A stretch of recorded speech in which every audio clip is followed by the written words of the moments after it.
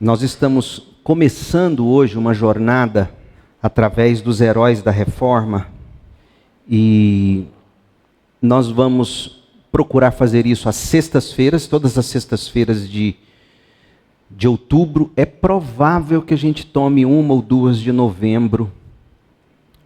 Eu não sei. E na descrição do vídeo vai ter o link, caso você queira também baixar. Uma palavra sobre esse material. O tema é "Aqui nós permanecemos". Essa é uma frase, "Aqui nós permanecemos". É uma frase na primeira pessoa do plural, uma frase extraída de um trecho da defesa de Lutero.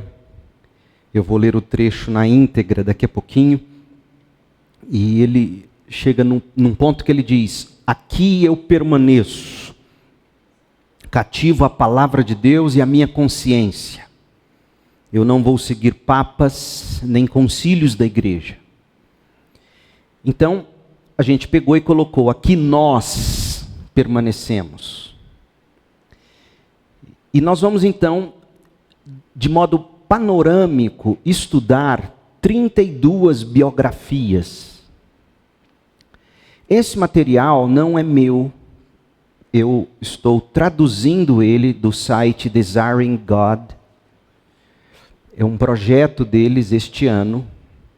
"Aqui nós permanecemos", em inglês, "Here we stand". É um projeto deles, onde diariamente, do dia 1º ao dia 31 de outubro, eles estão lançando os textos que eu estou compartilhando com vocês. Todo dia eles lançam um.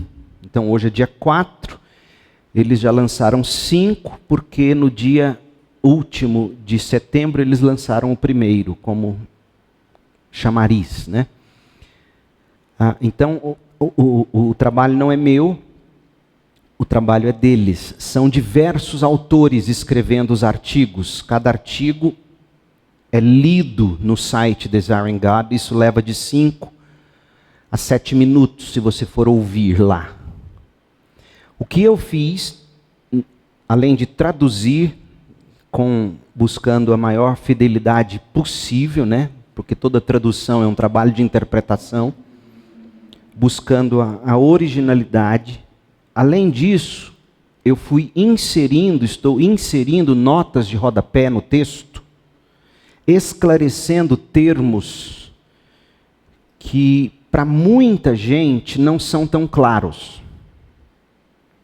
Por exemplo, quando você vai estudar a vida de Melanchthon, que é um dos reformadores, Philippe Melanchthon, você vai descobrir que ele é filho de um pai que seguia bastante o humanismo do século XVI. Aí você escuta, humanismo. Humanismo hoje tem uma conotação diferente do humanismo do século XVI. O que é isto? Qual é a diferença? Então eu insiro uma nota de rodapé, nós vamos então, chegando neste ponto, tratar desse assunto. Essa é uma palavra de esclarecimento. Semi-pelagianismo é outro termo que é usado num dos textos aqui. Então eu insiro lá qual é a diferença entre o pensamento da reforma dos calvinistas quanto à ceia do Senhor e dos luteranos. Qual a diferença em relação à visão de ceia e a visão da salvação? Semi-pelagianismo de alguns dos luteranos em contradição com o calvinismo dos reformados, enfim. Então, na medida em que eu fui traduzindo o texto e fui me deparando com termos ou expressões que eu penso a maioria não está familiarizada com eles, eu fui inserindo os rodapés, as notas. E então, todas as notas, na verdade, são minhas, não são do texto original. Esclarecendo. E pode ser que outras expressões passaram batidas por mim, de repente a gente, na leitura e no estudo, a gente vai trabalhando juntos isto. E então eu posso depois inserir outras notas até que o texto fique completo. Mas o texto você tem acesso a ele aí, nesse QR Code. É muito bom se você puder baixar. Ou na descrição do vídeo aqui, abaixo, quem estiver acessando pelo YouTube, não é? Você vai ter acesso a esse material, tá certo? O que eu pretendo fazer com você? Dando esse panorama, eu pretendo que você, de posse do texto, você depois vai fazer suas pesquisas, você vai se aprofundar. São pequeninas inserções biográficas de cada um deles, com algumas das grandes contribuições que cada um fez para a Reforma Protestante. Então nós vamos estudar 32 personagens, homens e mulheres, de pré-reformadores. Quem são os pré-reformadores? São aqueles homens que, insatisfeitos com o que já estavam vendo no catolicismo romano, começaram a falar contra, querer algum tipo de reforma na igreja, sendo que a principal delas era ter a Bíblia na linguagem do povo. Porque a Bíblia, ela era na linguagem latina, a Vulgata Latina, que é uma tradução de Jerônimo. Eu não inseri rodapé sobre a Vulgata Latina, deveria ter, para você entender quando que ela surge. Talvez eu insira depois. Mas você pode depois dar um Google, pesquisar ou procurar um bom livro, um bom dicionário bíblico, teológico e tentar descobrir a história da tradução da Vulgata Latina. Então esses pré-reformadores, eles foram de algum modo criando o que os historiadores chamam de rasto de pólvora, que vai explodir com Lutero, o reformador. Então nós vamos estudar 32 personagens, homens e mulheres, que vai dos pré-reformadores ao reformador Lutero. O penúltimo personagem, o de número 31, é a esposa de Lutero, Catarina Vambora. E o último personagem é o próprio Lutero. Então, de posse do seu texto, bem na capa dele, tem uma citação que está extraída da defesa que Lutero apresentou sobre seu caso na Assembleia Oficial de Worms, na Alemanha. Lutero era alemão. Em 1521, lembrando que as teses foram afixadas em 1517. Outubro de 1517. 1517, 1518, 1519, 1520, 1521. 4 anos depois, ele apresenta sua defesa na Assembleia Oficial de Worms. Assembleia Oficial, eu usei essa expressão para você entender, porque, por exemplo, o nome histórico é Dieta de Worms. Talvez você não saiba o que seja o termo dieta. Você vai pensar que é alguma dieta de emagrecimento ou de engorda. Mas não, a dieta era a Assembleia Oficial de 1521. Então, é o trecho célebre de Lutero que diz assim: a menos que eu seja convencido pelas Escrituras e pela razão clara. Veja que Lutero, já de algum modo também influenciado pelo humanismo da época, você vai entender o que é isso daqui a pouco, ele chama a fonte de autoridade não para o Papa ou os concílios da igreja, mas para a Bíblia compreendida pela razão dele. Por que ele chama razão aqui? A razão aqui não é tanto no sentido do iluminismo que coloca a razão no lugar de Deus ou da Bíblia, mas a razão aqui no sentido de algo que faz coerência. Porque, por exemplo, alguns dos ensinos do catolicismo romano de então eram absolutamente incoerentes. Eram misticismo puro, coisa assim, irracional. Então é nesse sentido que Lutero está chamando a razão, para coerência. Não no sentido iluminista, filosoficamente falando, que torna a razão uma fonte no lugar de Deus. Porque se você ler essa frase de Lutero, a menos que eu seja convencido pelas Escrituras e pela razão, você pode entender assim, peraí, então Lutero equivaleu razão e Bíblia. Não, não é bem assim. É no sentido de que a Bíblia coerentemente interpretada. A fonte suprema de autoridade jamais é a nossa razão, é a Bíblia.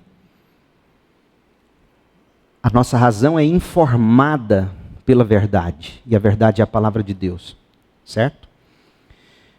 Então, a menos que eu seja convencido pelas Escrituras e pela razão clara, pois não aceito a autoridade de papas e concílios.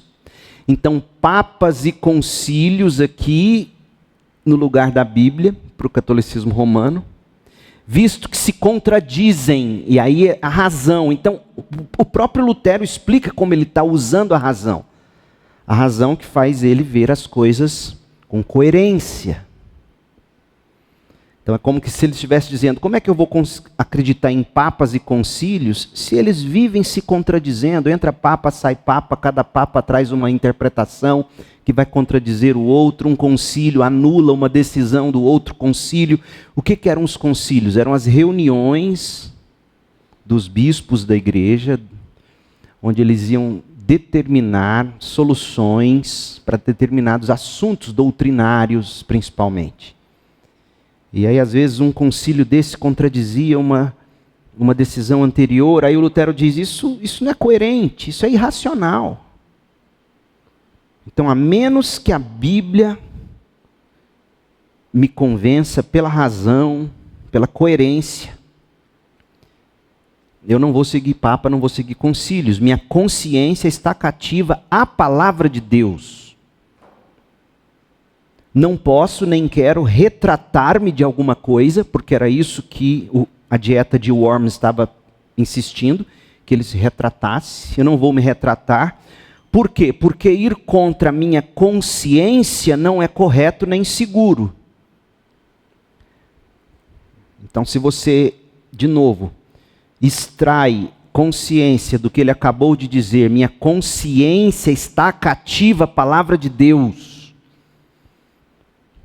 Isso é muito importante, porque os batistas, séculos depois, eles vão apelar para a autonomia do indivíduo, com base na consciência, e vão divorciar a fonte de autoridade da Bíblia e deslocá-la apenas para a consciência ou a autonomia do indivíduo e assim por diante. Não é isso que Lutero fez.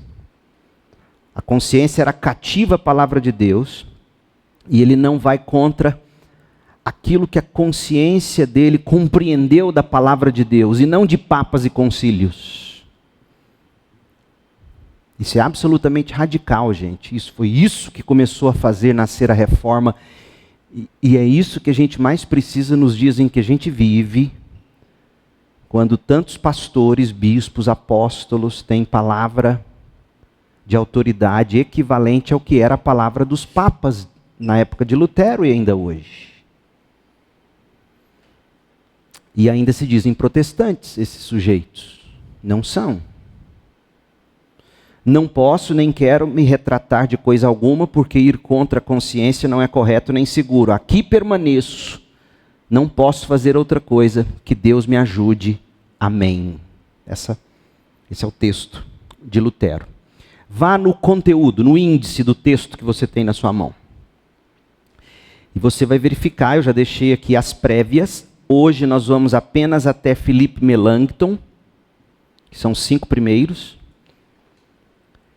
E depois disso tem outros tantos que eu não vou tomar seu tempo lendo, você pode fazer isso depois. John Wycliffe, Pedro Valdo, Jan Hus, é um nome tcheco, Girolamo Savonarola e Philippe Melanchthon. Veja que John Wycliffe, 1330, 1384. Pedro Valdo, 1140 a 1218. Veja, em 1140 já tinha alguém incomodado com os desvios da Igreja Católica Romana. Por isso que a gente chama de pré-reformadores. Eles estão vindo antes de Lutero. Eles já estão incomodados com tudo. Vamos ler a introdução, página 4. Há 507 anos, um humilde sacerdote alemão caminhou até a porta da igreja de Wittenberg, na Alemanha, e afixou um documento que alteraria o curso da história. E literalmente alterou, gente. Alterou o curso da história. O mundo ocidental é outro por causa da reforma protestante. E o movimento progressista sabe disso, porque o que o movimento progressista hoje tem feito é exatamente criticar todo o movimento ocidental, que eles chamam de cultura ocidental, porque eles sabem que a cultura ocidental vigente, ela foi moldada pelos princípios do cristianismo, principalmente pós-reforma protestante. Então eles vão chamar isso de supremacia branca. E hoje, descaradamente, muitos deles já falam disso, dessa cultura ocidental, criticam ela. E criticam ela porque eles mesmos reconhecem que ela é uma construção, tal como nós hoje a temos, e dela desfrutamos, inclusive, o direito de poder discordar e dizer coisas sem se preocupar com o rei me decapitar. Isso tudo é fruto do cristianismo. E eles sabem disso. Então, para destruir o cristianismo que eles odeiam, eles acabam tendo que destruir toda a ideia de mundo ocidental. Estou dizendo isso porque recentemente uma crítica que aconteceu lá em Kentucky, no estado de Kentucky, uma grande escola de estudos clássicos, uma escola cristã de clássicos, que está crescendo assustadoramente nos Estados Unidos, esse retorno ao estudo dos clássicos, eles sendo criticados pelos progressistas, e eles disseram exatamente isso. Se você quer se aprofundar, é um podcast, não me lembro se foi na quarta ou quinta-feira, o Albert Mohler discorreu sobre isso, e ele mostra exatamente no debriefing, no podcast dele, do Albert Mohler, essa crítica ao mundo ocidental, porque sabe que foi construído pelo cristianismo. E é impressionante como que o estudo dos clássicos se liga ao cristianismo, porque você vai descobrir no movimento humanista, que a gente vai estudar, foi o humanismo da época, levando eles aos clássicos, que fez eles se atentarem de que eles podiam ou deveriam voltar às fontes originais. Sendo que qual é a fonte original da igreja? A Bíblia. Então, antes de ouvir papas e documentos de concílios, vamos para a fonte original, vamos para a Bíblia. Bom, se eu ficar caminhando assim, nós não vamos terminar nunca. Mas é para situar você. Já se passaram 5 séculos desde que Martinho Lutero se levantou para confrontar o catolicismo romano. O rastilho de pólvora havia sido preparado ao longo de décadas, os pré-reformadores. E a pequena, quase acidental faísca de Lutero logo incendiou toda a Europa. Com o tempo, esse modesto monge provou ter a determinação necessária para manter sua posição contra a igreja vigente e o mundo. E sob a direção de Deus, Lutero tornou-se a ponta de lança de uma reforma de proporções massivas. Em uma cena especialmente memorável, ele se colocou diante do imperador e, arriscando a própria vida, declarou corajosamente: aqui permaneço, não posso fazer outra coisa, que Deus me ajude, amém. Contudo, Lutero não esteve sozinho. Porque a reforma não foi impulsionada apenas por 1, 2 ou 3 grandes nomes. Quando a gente fala da reforma protestante, quais são os nomes que vêm na sua cabeça? Lutero, Calvino, Zwinglio. menos Simmons. Mas a reforma não foi feita apenas por esses homens, mas sim por um vasto movimento de convicção cristã. E é isto que prova que a reforma está correta. Porque se a reforma fosse algo só de um homem chamado Lutero, alguém poderia questionar. Mas se você descobre que ao longo da história, desde pelo menos lá no século XII, e mesmo antes disso, já havia homens e mulheres incomodados com o desvio na direção das heresias e dos erros, e isso tudo vai se acumulando de um modo, vai gerando um rastro de pólvora, como vai ficar claro na medida que você for estudando os personagens, e a coisa chega em Lutero e bum, explode, mas na verdade o rastro de pólvora veio sendo feito desde muito tempo. Então a reforma não é algo de 1, 2 ou 3 homens. É um movimento de convicção cristã, de ousadia, de alegria, que custou a vida de muitos homens e mulheres e cujas sementes ainda produzem frutos no século XXI. Além dos reformadores que cercavam Lutero na Alemanha, heróis menos conhecidos da fé surgiram por toda a Europa. Heróis como Bullinger, Latimer, Lady Jane Grey, Teodoro de Beza, Pedro Maria Vermigli. Nomes que talvez você nunca tenha lido sobre eles, ouvido falar. Lutero foi o ariete que derrubou as portas e a muralha da igreja sitiada. Sabe o que é o ariete? Já assistiu o filme Os Vikings, essas coisas? Quando você está chegando numa cidade fortificada, eles chegam com aquele tronco pesado, para derrubar a porta. Aquilo é o ariete. Então Lutero foi o ariete que derrubou as portas e a muralha da igreja sitiada. Mas ele acendeu a chama e esteve lado a lado com um coro de transformadores do mundo. Foi isto que a reforma fez. Ela transformou o mundo.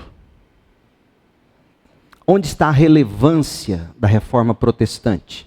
Já que a gente vive num mundo tão pragmático que busca relevância o tempo todo.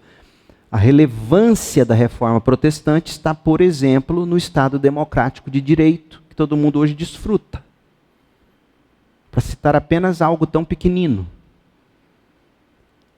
É assim, é absolutamente transformador o que aconteceu com o universo, com o mundo, depois da reforma. E nós estamos aqui hoje, mais de 500 anos após a reforma. Naquele tempo Lutero não estava sozinho na luta e hoje também ele não está. E para comemorar esse marco histórico, o Desiring God preparou uma jornada, como eu disse no início, de 31 dias, com breves biografias de diversos heróis da reforma. Cada leitura dos artigos em si leva de 5 a 7 minutos. Como eu estou lendo e comentando, está ficando mais extenso. E isso, se você guardar, levar para casa esse material, ler, tentar se aprofundar, isso vai servir de reflexões diárias sobre as figuras que moldaram a transformação mundial, que foi o que causou a reforma, né? Essa transformação mundial. Certo? Então vamos ao primeiro, John Wycliffe. Quando você vê esse C na frente da data, é cerca, porque não se sabe ao certo se este foi o ano em que ele nasceu. Mas é cerca de 1330, ou seja, século XIV. Mais ou menos, ele nasceu mais ou menos 200 anos antes de Lutero afixar as teses na porta da igreja de Wittenberg. John Wycliffe é chamado de a estrela da manhã da reforma. Esse artigo é por Stephen Nichols. E lá no rodapé você tem quem é ele, e geralmente eu coloco os livros que já temos em português de cada um desses autores. Eu não coloquei do Stephen Nichols, mas tem vários aí muito bons dele, você pode depois buscar na Amazon, se você quiser ler. Mas John Wycliffe, você tem a foto dele aí, vê que ele era um homem elegante para a época, né? Era bonito essa bengala, essa toda, né, cheia de adornos, enfim. John Wycliffe foi chamado de a estrela da manhã da Reforma. Essa estrela da manhã, na verdade, não é uma estrela, mas é o planeta Vênus, que aparece antes do nascer do Sol, quando a escuridão ainda domina o horizonte. A estrela da manhã é inconfundivelmente visível. A escuridão também dominava o horizonte no século XIV, o século de Wycliffe, que nasceu em 1530 e morreu em 1384, quase 100 anos antes do nascimento de Lutero. Na sua juventude, John Wycliffe já estava em Oxford. Veja onde esses homens estudavam. Oxford era o grande centro de estudos, não é à toa, é uma das universidades mais antigas do mundo. Então nós não estamos falando de homens tolos e letrados. Thomas Bradwardine, conhecido como Dr. Profundus, Doutor Profundo, era um apelido que se dava, veja que é o latim, era a língua da academia, era um apelido que se dava aos cabeções da época, aos homens inteligentes, aos cultos. Hoje a gente chama de cabeção, né? Fulano é um cabeção, mas naquela época era o Dr. Profundus. Ele lecionava, esse Thomas Bradwardine, ele lecionava teologia. Foi o professor de Wycliffe. E William de Ockham, famoso pela navalha de Ockham, ele ensinava filosofia. E não demorou para que Wycliffe conquistasse seu próprio lugar entre o corpo docente de Oxford. Veja que foram as duas cadeiras que cativaram ele, até porque eram as principais, teologia e filosofia. Ele foi nomeado mestre do Balliol College de Oxford. Ele deu aulas e escreveu sobre filosofia, primeiramente. Impressionante isso. Contudo, Wycliffe foi atraído pelos estudos bíblicos, e então ele se dedicou com rigor ao estudo da teologia e das escrituras. E ao fazê-lo, estudando filosofia e escrituras, ele percebeu quanto a igreja havia se desviado em várias direções erradas. A Bíblia, porque é a fonte de autoridade, e a filosofia, porque foi dando para ele categorias de um pensamento lógico coerente. Por isso que a Bíblia, quando ela é corretamente interpretada, ela jamais vai entrar em contradição com qualquer ciência, se tal ciência estiver apropriadamente estabelecida. A prova aqui é Wycliffe. Filosofia, teologia, Bíblia, ele chega à verdade. Na década de 1370, Wycliffe produziu 3 obras significativas. Ele tinha, portanto, 40 anos, mais ou menos. Obras significativas como contramedidas à corrupção da Igreja Católica Romana. A primeira é sobre o domínio divino. Tinha como alvo a autoridade papal. Ele começa a questioná-la. Wycliffe não conseguia encontrar nenhuma base bíblica para o papado. Veja, no século XIV. Na verdade, Wycliffe argumentava que o papado conflita com a verdadeira autoridade da igreja, que é as Escrituras. E obscurece as Escrituras. Por que obscurece? Porque em vez de você ir para as Escrituras e ler e entender as Escrituras, você vai para o Papa. Então o Papa está na frente da Bíblia. A segunda obra, veja gente, dizer isso naquela época era pena digna de morte. Se hoje um pastor pode se enfurecer com uma ovelha que chega e diz, pastor, parece que isso não é bíblico. Você imagina naquela época falar isso do Papa. Então a segunda obra dele, importante, foi sobre o domínio civil.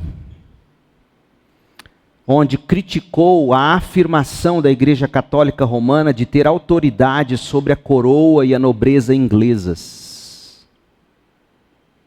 Veja que é a Reforma Protestante que vai começar a questionar todo tipo de totalitarismo. Percebe? E é impressionante, porque a Reforma Protestante cristã, né?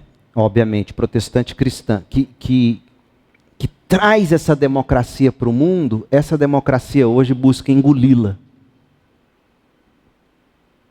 Mas quem reflete isso? Veja, você tem um teólogo do calibre de John Wycliffe, no século XIV, escrevendo um tratado filosófico, com base na Bíblia, sobre o domínio civil. É impressionante isso. Questionando o totalitarismo da igreja. E ele então não via razão para que a Inglaterra fosse obrigada a sustentar uma igreja corrupta. Ele está mexendo em vespeiro. Ele não via razão para isso, e na terceira obra, que se chamava Sobre a Verdade das Escrituras Sagradas, Wycliffe desenvolveu ainda mais a doutrina da autoridade da Bíblia. Por que ele está desenvolvendo a doutrina da autoridade da Bíblia? Porque quem tem autoridade? O Papa. E ele vai dizer, não é bem assim. Então essas três obras foram cruciais para preparar o caminho da reforma. 2 professores que visitaram Oxford, eles eram de Praga, hoje a República Tcheca. Eles foram visitar Oxford, que era o centro educacional do mundo, um dos. E quando eles voltam para Praga, veja, eles levam os escritos de Wycliffe. Lembra que a gente falou que esses pré-reformadores estavam construindo o rastro de pólvora? O texto desses homens começa a sair de Oxford agora. Esse primeiro, por exemplo, e vai para Praga, de onde vai nascer um grande reformador. Um pré-reformador, como veremos. Quem é ele? É John Huss. Porque os escritos desses homens de Praga, que eles levam de volta para Praga, os escritos de Wycliffe, influenciou John Huss, que se tornaria uma segunda estrela da manhã da Reforma. Os primeiros escritos de Lutero revelam as marcas de Wycliffe no pensamento dele, de Lutero. No entanto, por mais importante que essas obras sejam, elas empalidecem em comparação à sua contribuição mais significativa, a Bíblia de Wycliffe. Por quê? Porque Wycliffe diz, nós temos que colocar a Bíblia na língua do povo. O povo não lê latim. E eles, portanto, não estão lendo a Bíblia. Aí, não é exagero a gente dizer, gente, que a reforma começa com a tradução da Bíblia. Não é exagero dizer isso. Veja que é revolucionário ter a Bíblia na linguagem do povo. No livro Sobre a Verdade das Escrituras Sagradas, Wycliffe apelou para que a Bíblia fosse traduzida para o inglês, que era o idioma deles. Segundo a lei da Igreja Católica Romana, traduzir a Bíblia para uma língua comum, vulgar, era uma heresia punível com a morte.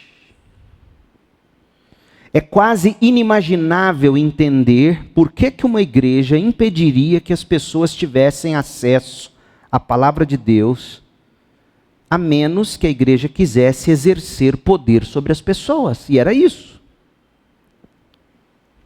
Wycliffe estava mais convencido do poder da palavra de Deus do que do poder exercido pelo papado. Consequentemente, ele e um grupo de colegas se comprometeram a tornar a palavra de Deus acessível. Não apenas a Bíblia precisava ser traduzida, também tinha que ser copiada e distribuída. Veja bem, hoje a gente tem máquina de xerox, você tem scanner no celular, você manda textos pelo WhatsApp. E essa Bíblia que foi traduzida por Wycliffe, ela tinha que ser distribuída, e não existia ainda a prensa, que só vai surgir em 1440. Então as cópias da tradução, elas eram feitas laboriosamente à mão. E apesar dos desafios, centenas de Bíblias foram produzidas e distribuídas ao grupo de pastores de Wycliffe, que pregavam por toda a Inglaterra, levando a palavra de Deus ao povo. Os seguidores de Wycliffe passaram a ser chamados de Lollardos e formaram enclaves de reforma, não apenas na Inglaterra, mas em toda a Europa. Quem eram os Lollardos? Olha a nota de rodapé. Uma das teorias mais aceitas é que o termo Lollardos deriva do verbo em holandês médio lollen, que significa murmurar ou resmungar em orações. Isso fazia referência à maneira como os seguidores de John Wycliffe, ou aqueles vistos como dissidentes religiosos, eram percebidos orando ou pregando de forma humilde ou clandestina. Então, nesse contexto, o termo Lollardo pode ter sido originalmente uma expressão pejorativa, causada para ridicularizar esse grupo por suas práticas religiosas que contrastavam com os rituais formais da Igreja Católica. Assim como o termo puritano começou sendo pejorativo, Lollardo, que vem de murmurar, de resmungar em orações contra o catolicismo. Então esse grupo recebe esse nome de Lollardos, pejorativamente. Esses esforços de tradução, cópia e proclamação da Bíblia em inglês foram motivados por um único objetivo, expresso por Wycliffe da seguinte maneira, abre aspas: ajuda os homens cristãos a entender o Evangelho na língua que melhor conhecem. Era isso que ele queria. Que o homem comum entendesse o Evangelho na sua própria língua. Não é um absurdo pensar nisso? Pensar que gerações inteiras, séculos inteiros, pessoas viveram na escuridão da palavra de Deus. Não tinham acesso à Bíblia, não entendiam a Bíblia, não conseguiam ler a Bíblia. Eram instruídos pelos padres, geralmente que celebravam as missas em latim, o povo não entendia. É daí que vão justificar os afrescos, as pinturas, já que você não lê, já que você não entende o latim, então se contente em ver gravuras, pinturas, esculturas. Já pensou? Pensar que durante séculos foi assim que o povo foi, entre aspas, alimentado. E aí Wycliffe simplesmente diz, eu quero ajudar o homem cristão a estudar o Evangelho na língua que ele melhor conhece. Meu Deus. Como a gente toma como garantido algo que para nós é um privilégio e aquele povo não conheceu até então. Nos seus últimos anos, Wycliffe sofreu o desprezo da igreja e da nobreza na Inglaterra. Ele já havia caído em desgraça com o Papa havia muito tempo. Mesmo assim, Wycliffe declarou, estou pronto para defender minhas convicções até a morte. Ele permaneceu firme na sua crença, na autoridade e centralidade das Escrituras e fiel à sua vocação de ajudar os cristãos a estudar a Bíblia. Após sofrer 2 derrames, Wycliffe faleceu no dia 30 de dezembro de 1384. Em 1415, o Concílio de Constança, na Alemanha, que condenou John Huss à morte, esse concílio declarou o Wycliffe herege, veja, muitos anos depois da morte do próprio Wycliffe. O que eles fizeram? Já que o Wycliffe estava morto e enterrado, eles exumaram os ossos do defunto, queimaram, e as cinzas foram jogadas no rio Swift, que corre ao longo de uma região rural no centro da Inglaterra. No entanto, os esforços reformistas de Wycliffe não puderam ser apagados pelas chamas, nem detidos pelas declarações de um concílio. Essa estrela da manhã brilhou intensamente contra o horizonte, anunciando a chegada iminente da luz do dia.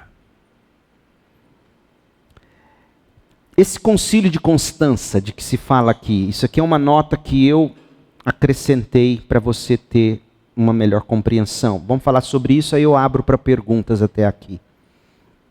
Concílio de Constança foi o concílio onde se condenou John Huss, nós vamos falar sobre John Huss na sequência, mas foi o concílio também que decretou que os ossos de Wycliffe fossem exumados, queimados e suas cinzas jogadas no rio.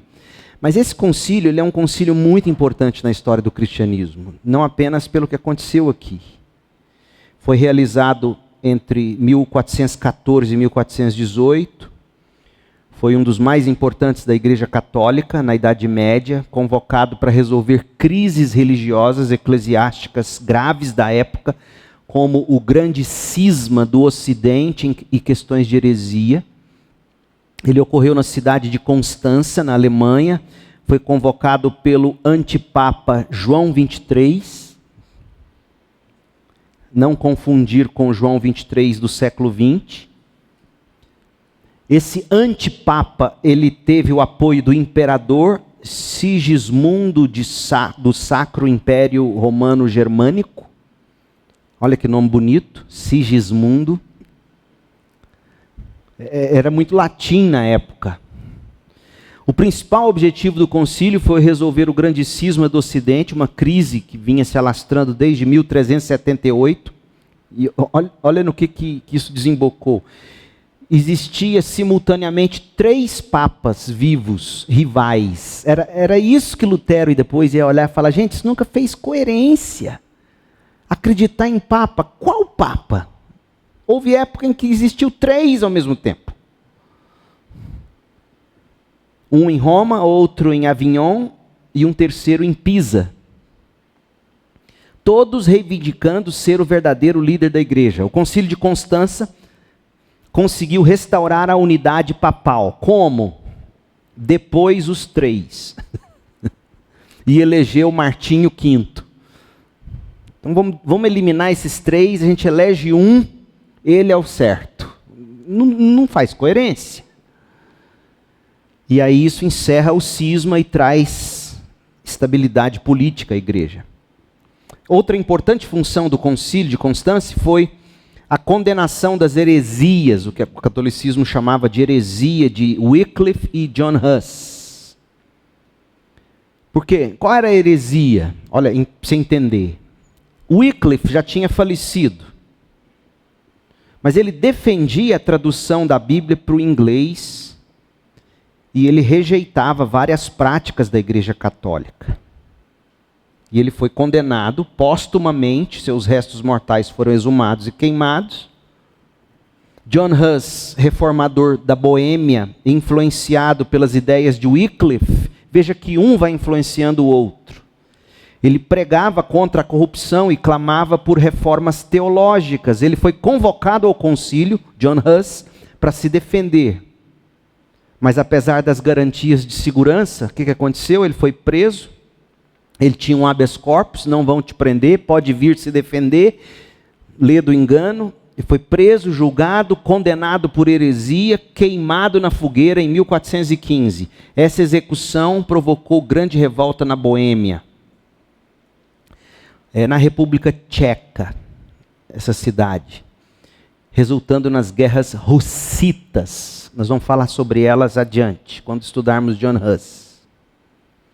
O Concílio de Constança também discutiu a necessidade de reformas na Igreja Católica para combater a corrupção e os abusos na hierarquia eclesiástica, embora muitas dessas reformas só fossem efetivamente implementadas durante a Reforma Protestante. Então veja que o próprio catolicismo romano se sentia, de algum modo, desconfortável com corrupção e abuso na hierarquia eclesiástica. As principais consequências do concílio foram o fim do cisma, eles destituíram os 3 papas, elegeram Martinho V. Veja que o nome de Martinho Lutero era um nome, inclusive, de papa, ele que era filho de um bom católico, provavelmente até inspirado pelo tal Papa Martinho V. Restaurou a unidade papal, desencadeou as guerras russitas, um conflito religioso e social na Boêmia que desafiou a autoridade tanto da Igreja quanto do Sacro Império. Além disso, o Concílio de Constança levantou a questão do conciliarismo, esse termo é importante. Conciliarismo, que defendia que um concílio da Igreja poderia, em certas circunstâncias, ter mais autoridade que o Papa. Por que eles fizeram isso? Porque eles viram que ao longo da história, papas vieram abusando da autoridade papal. Então eles disseram, não, há momentos em que a gente vai poder organizar concílio, esse concílio vai definir algo que vai superar a palavra do Papa. Então Lutero está vendo isso depois e fala, está vendo? Nem vocês têm coerência. No entanto, essa ideia foi abandonada após o término do concílio, quando o Papa Martinho V. Então logo eles eliminaram aqueles 3 e puseram Martinho V no poder. O que o que chegou no poder fez? Reafirmou a supremacia papal. É sempre assim. Então, até aqui John Wycliffe, a estrela da manhã da Reforma. Eu percebo que eu não vou conseguir vencer como eu imaginava. Perguntas? Talvez você tenha. Paulo?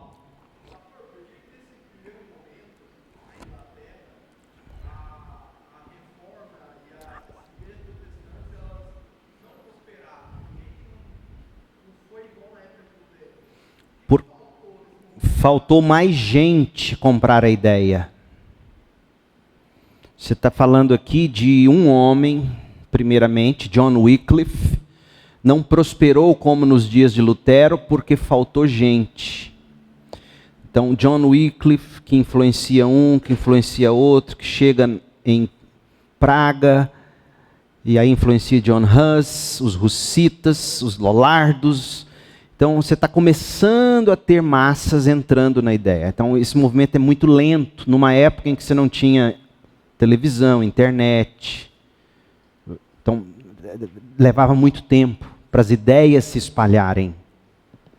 E quando chega na época de Lutero, não apenas as ideias já estavam melhor espalhadas, como também tais ideias já havia atingido burguesia, os ricos, os donos do dinheiro, que estavam revoltados com a taxação da Igreja Católica. Por isso que eles vão proteger Lutero. É errado dizer que a reforma protestante foi motivada pelo capital. Não foi. O que motivou a reforma protestante é isso tudo que a gente está vendo. São os erros bíblico-teológicos, as deturpações e tudo mais. Entretanto, gente do capital se aproveitou disso para romper com o Papa. O dinheiro ficar mais aqui na região da Alemanha.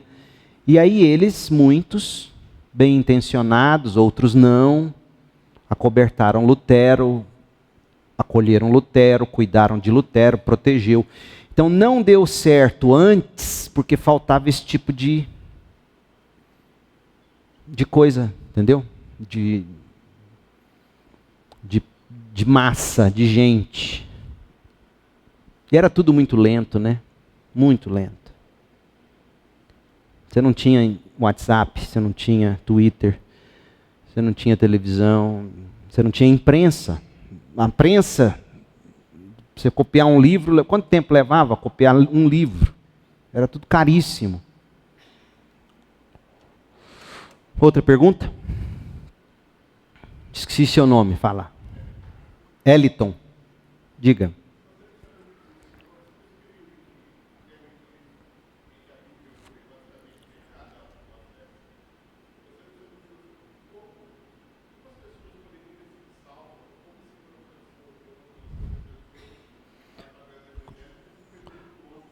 Como que as pessoas poderiam ter sido salvas na época em que não se tinha acesso à Bíblia e ao Evangelho?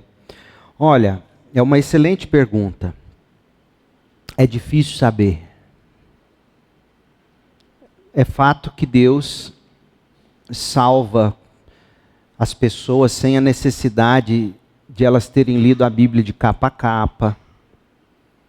Se houver a compreensão do que é de fato o Evangelho, tal como Paulo diz que é o Evangelho, em 1 Coríntios 15, por exemplo, de 1 a 3. Tendo havido essa compreensão por parte de muitos, ou de alguns poucos, a fé genuína, o abandono de ídolos, né? Como Paulo vai dizer que tem que acontecer quando ele escreve aos Tessalonicenses: você crê e se converte, abandona os ídolos. É plenamente possível que tenha havido salvação. Alguns vão alegar ao longo da história desses séculos de escuridão que havia um movimento mais puro, menorzinho, escondido. Alguns vão usar isso até para dizer que, está vendo, isso prova que os batistas vieram lá de João Batista. Não há prova histórica. Mas parece sim que ao longo da história sempre teve um grupinho, um remanescente. Eu chego a pensar que o número de salvos, que é um chute, tá? Era muito menor do que hoje. Porque era muita escuridão. Nós somos privilegiados pela graça soberana de Deus. Pensa comigo. Paulo, num primeiro momento, ele quis ir para a Ásia. E Deus falou: não, passa a Macedônia. Quantas pessoas durante o tempo que Paulo... Depois Paulo vai para a Ásia. Depois Paulo fica em Éfeso. E aí o evangelho se alastra de Éfeso para a Ásia Menor. Mas quantas pessoas morreram nesse intervalo de tempo em que Paulo ficou na Macedônia e que poderia ter se convertido se Paulo já tivesse chegado lá antes e pregado? Isso aí é de fritar o cérebro. Ou seja, teve um momento em que Deus falou: Ásia ainda não. Macedônia primeiro. A salvação pertence ao Senhor. Essa que é a verdade. Jonas capítulo 2. Então eu arrisco dizer, meu irmão, que naquela época as trevas eram tão intensas e densas que o número de salvos provavelmente era muito pequeno. Isso deve assim, não só não é nos chocar, mas é nos fazer parar e falar: Deus, por que o Senhor escolheu que eu nascesse numa época em que o Evangelho foi tão facilmente comunicado a mim? Entendeu? Pensa, gente. Por séculos você não tinha uma igreja para entrar que fosse saudável. Você não tinha Bíblia. Você não tinha direito de expressar o que você pensa. Se você falasse um pouquinho fora da curva, não é que você era lacrado, não. É lacrado que fala? Cancelado, não. Você era morto. Nós vivemos numa época em que você xinga, briga contra o cristianismo, brinca contra o conservadorismo e não se dá conta de que você só está podendo fazer isso porque tantos morreram para construir essa liberdade de expressão, digamos. Foi o cristianismo que deu isso. E a gente, pensa bem, a gente abolir esse cristianismo da reforma protestante da sociedade contemporânea significa voltar a essa era de trevas. Porque em nome de combater uma supremacia branca ou totalitarismo burguês, e sei lá o nome que vão inventar cada vez mais, você vai criar totalitaristas. É sempre assim. E é o que a gente está vendo acontecer. Então, estudar essas vidas, o que a gente fez aqui agora, hoje, essa introdução, e eu espero que a gente caminhe mais tempo aqui vendo isso, estudar essas vidas é nos colocar de volta àquele mundo e fazer essa pergunta que acaba que é chocante. Peraí, então como é que esse povo era salvo? Não tinha Bíblia, não pregava o Evangelho. A salvação era através de tudo que a gente já conhece da história. E aí surge um homem chamado John Wycliffe. Não, eu quero pôr a Bíblia na língua do homem comum para que ele entenda o Evangelho na sua língua. Entenda o Evangelho, que é o poder de Deus para a salvação. Aí você fala, peraí, se não tinha isso, então como que eles eram salvos? Milhares e milhares não foram. Agora, os que não foram salvos, que aí suscita outra pergunta, mas eles não tinham culpa. Espera aí um pouco, não, calma. Não existe ninguém indesculpável diante de Deus.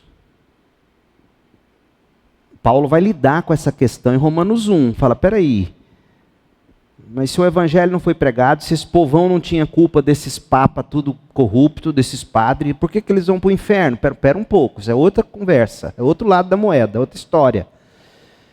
E a história é a seguinte, não existe um justo sequer, não existe um que busque a Deus. Os céus proclamam a glória de Deus, o homem trocou a imagem de Deus por coisas corruptíveis.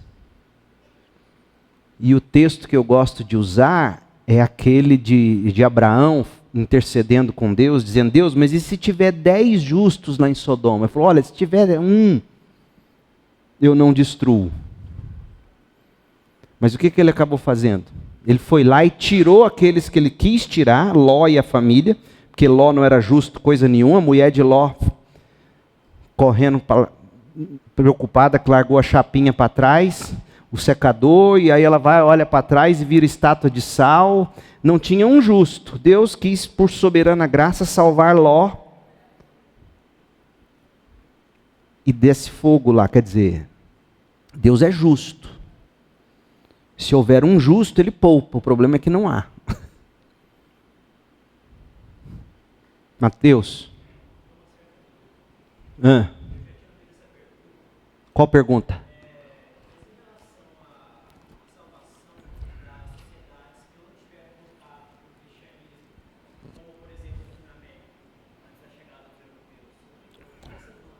Essa é a salvação de quem não teve contato com... Então, você tem que entender o seguinte.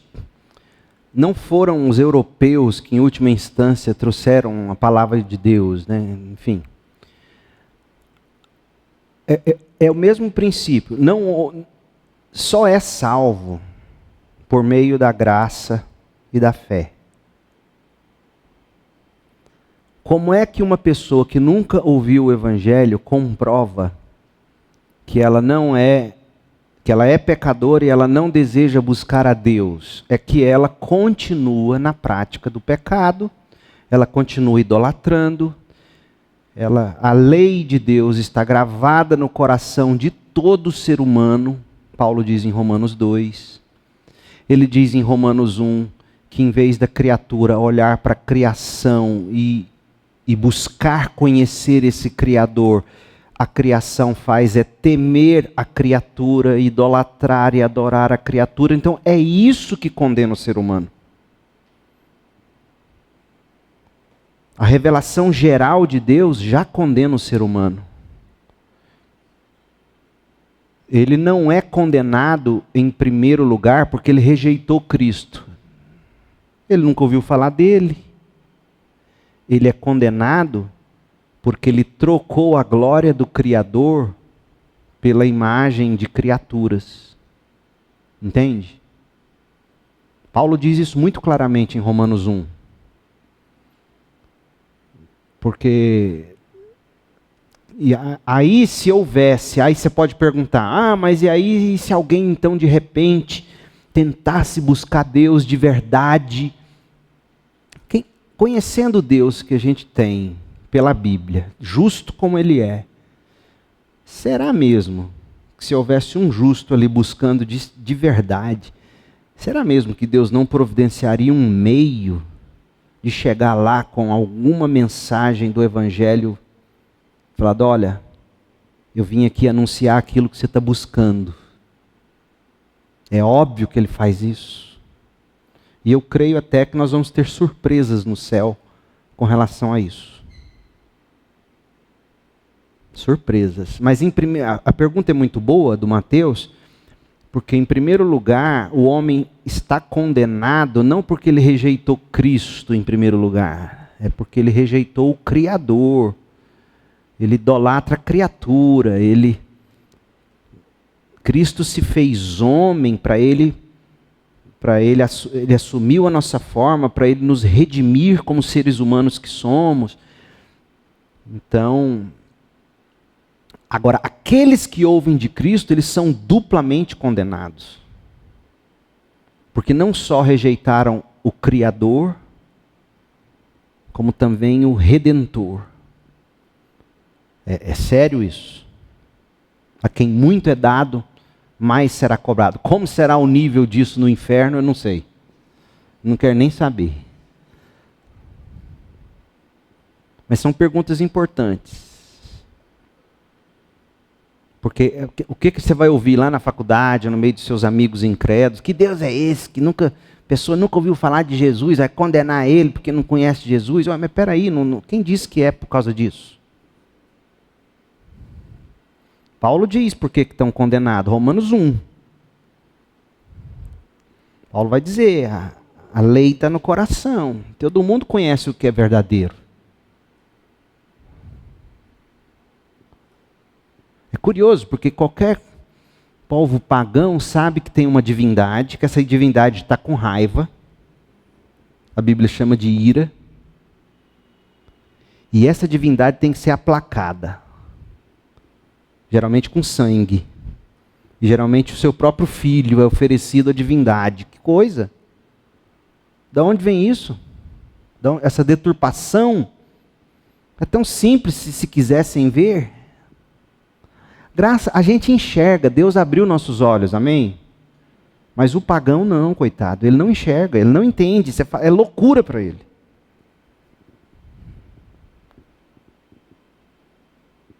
O que mais?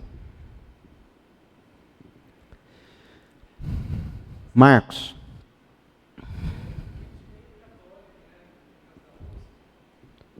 Fala mais alto, desculpa. Você veio do catolicismo romano. Você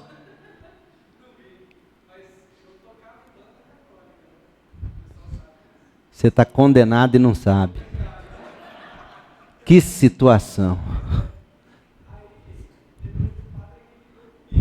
Um padre brigou com você. O que o protestante está fazendo tocando uma banda do católico romano? E o que o padre te disse?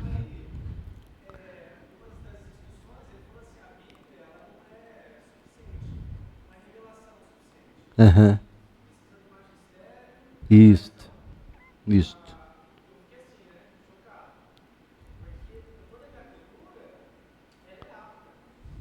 Toda o quê? Toda pessoa é apta.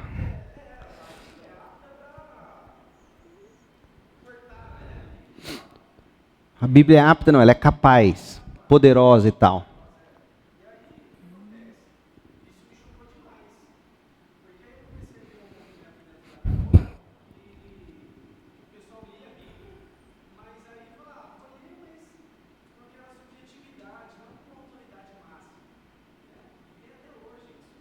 Não é só lá, tem no protestantismo também.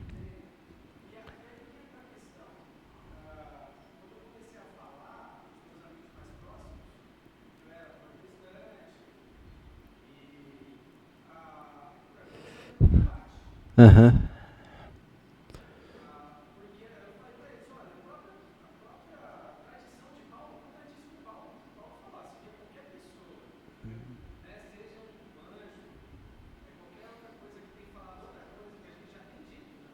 Os apóstolos disseram, né?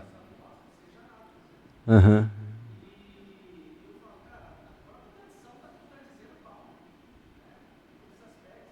É. Agora, essa pergunta, ela é muito legítima, eu não vou conseguir entrar por ela. Em algum momento ao longo das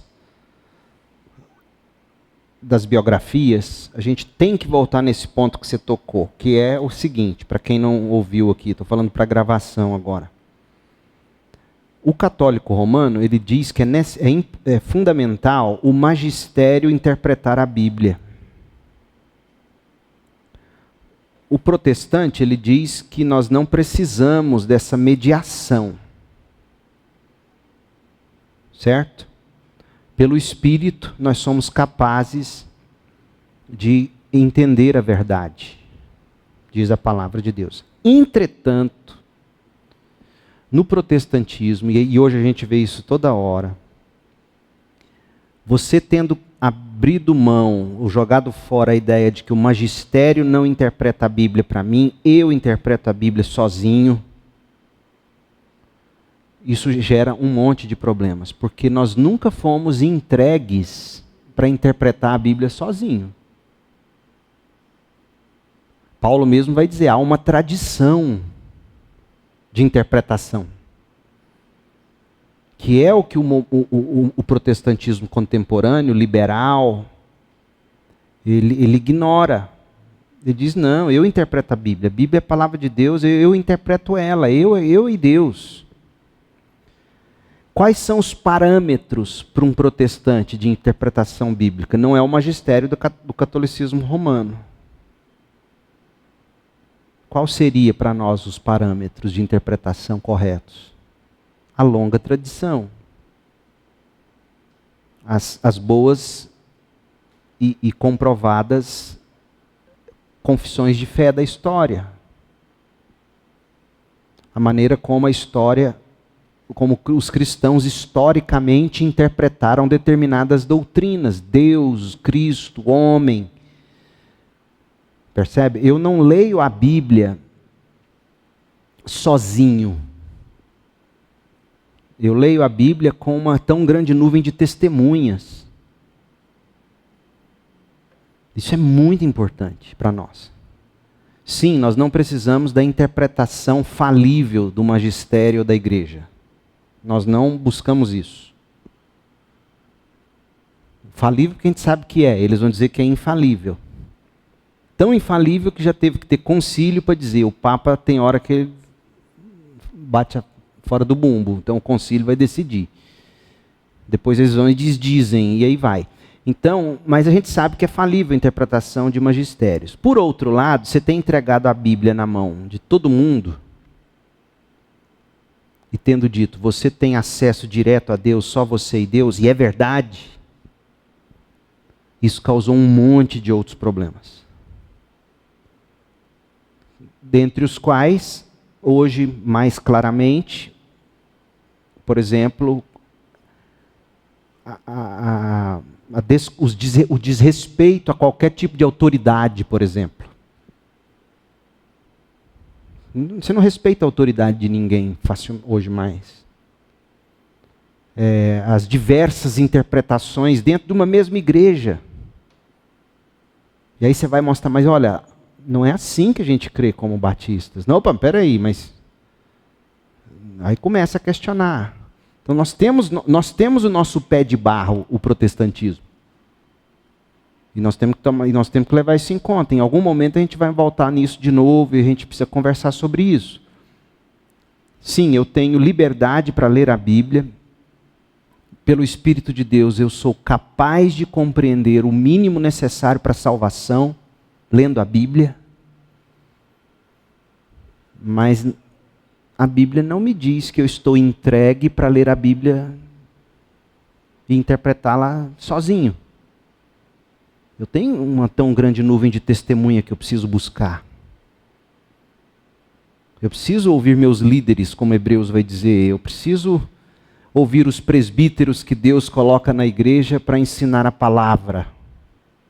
O presbítero tem que ser apto para ensinar. Ora, o que Paulo está te dizendo?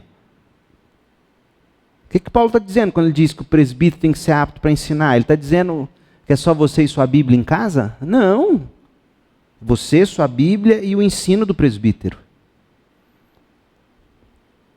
Você tendo autoridade para, lendo a Bíblia, vendo que o presbítero está pregando algo errado, aí Paulo vai dizer em 1 Timóteo, junta mais 2 ou 3, vai lá e corrige ele. Por que juntar 2 ou 3? Porque você pode errar na sua interpretação. Se 2 ou 3 concorda, então vai lá e confronta o presbítero. Mas a Bíblia nunca te disse que você pode ficar sozinho lendo e entendendo a Bíblia. Vamos terminar? Vamos orar. Pai querido, obrigado pela tua palavra aí. Como é bom, como nós somos privilegiados por viver neste momento da história, tendo tão livre acesso à tua palavra e ao bom ensino. Ó Deus, ensina-nos, dá-nos consciência desse privilégio, de um modo que isso nos leve para a tua palavra, para o bom ensino. Ó Deus, ajuda-nos a amar o Evangelho e Jesus Cristo cada vez mais. E obrigado pelo testemunho de John Wycliffe. Nós oramos agradecidos em nome de Jesus. Amém.